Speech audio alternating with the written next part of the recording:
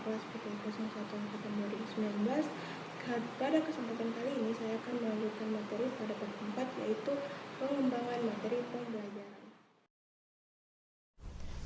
Pengembangan materi pembelajaran. Apa sih sebenarnya materi pembelajaran itu? Jadi, materi pembelajaran adalah salah satu komponen sistem pembelajaran yang memegang peranan penting dalam membantu siswa untuk mencapai standar kompetensi dan kompetensi dasar. Materi pembelajaran merupakan salah satu sumber belajar yang berisi pesan berbentuk konsep, prinsip, definisi, rumusan atau konteks, data maupun fakta, proses, nilai, kemampuan, dan keterampilan. Itu yang dinamakan dengan materi pembelajaran. Terus, apakah prinsip dalam menyusun dan memilih materi? Yang pertama adalah prinsip relevansi atau keterkaitan. Keterkaitan adalah, maksudnya ini adalah materi pembelajaran harus relevan atau ada hubungan dengan pencapaian standar kompetensi dan kompetensi dasar.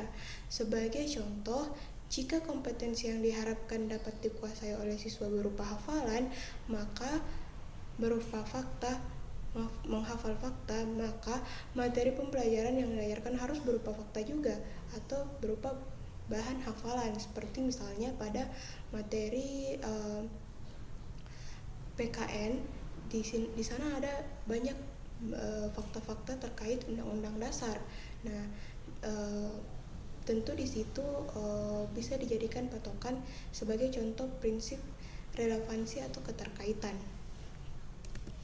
Selanjutnya adalah prinsip konsistensi, artinya keajengan, artinya adanya kesesuaian jumlah atau banyaknya antara kompetensi dan bahan ajar. Kompetensi dasar yang harus dikuasai siswa adalah pengoperasian bilangan yang meliputi penambahan, pengurangan, perkalian, dan pembagian. Maka materi yang diajarkan juga harus meliputi teknik-teknik penjumlahan, pengurangan, perkalian, dan pembagian. 3.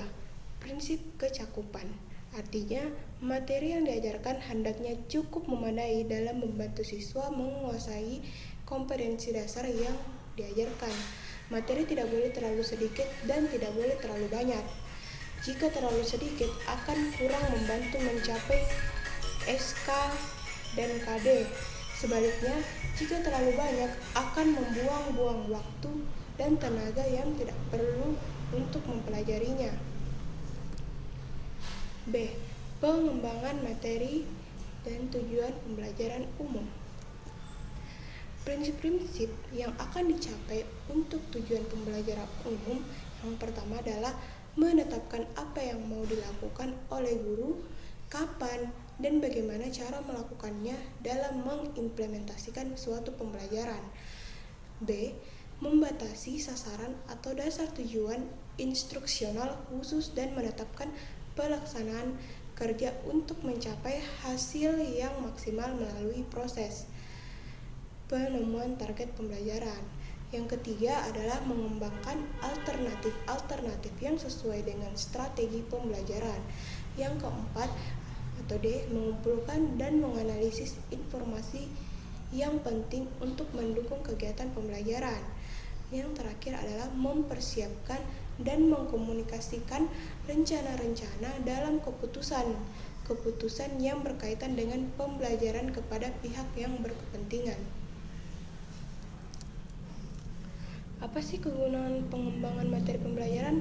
Jadi, kegunaan pengembangan materi pembelajaran yang pertama adalah memberikan kriteria yang pasti untuk mengukur kemajuan peserta didik.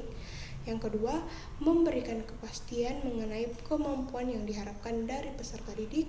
Yang ketiga adalah memberikan dasar untuk mengembangkan alat evaluasi untuk mengukur efektivitas pengajaran. Yang selanjutnya adalah menentukan petunjuk dalam menentukan materi dan struktur instruksional. Dan yang terakhir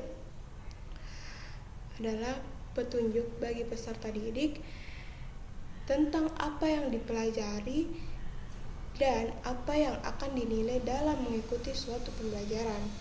Yang terakhir, peserta didik akan mengorganisasikan usaha dan kegiatannya untuk mencapai tujuan instruksional yang telah ditentukan. C. Pengembangan materi tujuan pembelajaran khusus. Manfaat pengembangan pembelajaran pertama sebagai petunjuk arah kegiatan dalam mencapai tujuan pembelajaran yang dilakukan. B. Sebagai pola dasar dalam mengatur tugas dan wewenang bagi setiap unsur yang terlibat dalam kegiatan pembelajaran. C. Sebagai pedoman kerja bagi setiap unsur, baik guru maupun murid. Dan yang terakhir adalah sebagai alat ukur keaktifan suatu proses pembelajaran sehingga setiap saat dapat diketahui ketepatan dan kelambatan suatu proses kerja dalam pembelajaran. Faktor-faktor pengembangan pembelajarannya adalah persiapan sebelum mengajar. B. Situasi ruangan dan letak sekolah dan jangkauan kendaraan umum. Yang selanjutnya adalah tingkat inteligensi siswanya, dan yang terakhir adalah materi pembelajaran yang akan disampaikan. Fungsi dari pengembangan pembelajaran: pertama, mengorganisir pembelajaran. Yang kedua, berpikir lebih kreatif. Yang ketiga, menetapkan sarana dan fasilitas. Yang keempat, memetakan indikator hasil belajar dan cara untuk mencapainya. Yang kelima, merancang program dan mengakomodasi kebutuhan siswa secara lebih spesifik. Dan yang keenam adalah mengkomunikasikan proses dan hasil pembelajaran. D. Pengembangan materi sesuai pengalaman belajar. Yang pertama adalah pengembangan pembelajaran berorientasi aktivitas siswa. Pengembangan pembelajaran yang berorientasi kepada aktivitas siswa adalah pengembangan pembelajaran yang meningkatkan aktivitas siswa menjadi lebih aktif, kreatif, efektif, dan menyenangkan bagi siswa. 2. Pengembangan pembelajaran pengalaman guru. Keberhasilan dalam suatu pembelajaran tentunya tidak lepas dari peran seorang guru.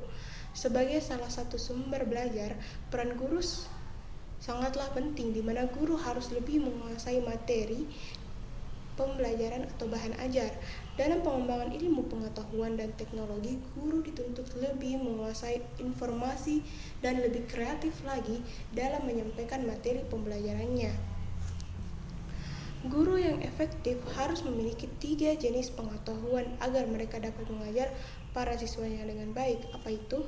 Yang pertama adalah pengetahuan tentang pembelajar dan bagaimana mereka belajar dan berkembang dalam konteks sosial. 2. Pemahaman tentang mata pembelajaran yang diajarkan dan keterampilan yang berkaitan dengan tujuan sosial pendidikan. Dan yang terakhir adalah pemahaman tentang pengajaran yang berkaitan dengan materi ajar dan siswa yang diajar, sebagaimana yang diindikasikan dari hasil penilaian dan yang didukung oleh suasana kelas yang produktif. Kriteria guru dalam mengoptimalkan perkembangan peserta didik. Yang pertama, mengetahui gaya belajar peserta didik. Yang kedua, mampu mengubah iklim pembelajaran yang inspiratif. Yang ketiga, mampu membangun kelas yang peduli. Dan yang terakhir adalah memiliki orientasi jauh lebih luas. 3. Pengembangan strategi dan metode pembelajaran. Pengembangan strategi dan metode pembelajaran yang menyenangkan adalah pembelajaran yang membahagiakan peserta didik. Bahagia berarti perasaan atau keadaan tentram, bebas dari segala hal yang menyusahkan. Dengan begitu, dengan adanya strategi pembelajaran yang menyenangkan, maka murid akan lebih aktif dalam belajar dan lebih mampu untuk menerima jika dia merasa bahagia. Sekian materi yang saya paparkan kali ini, kurang dan lebihnya mohon dimaafkan. Wabillahi taufiq wal hidayah. Wassalamualaikum warahmatullahi wabarakatuh.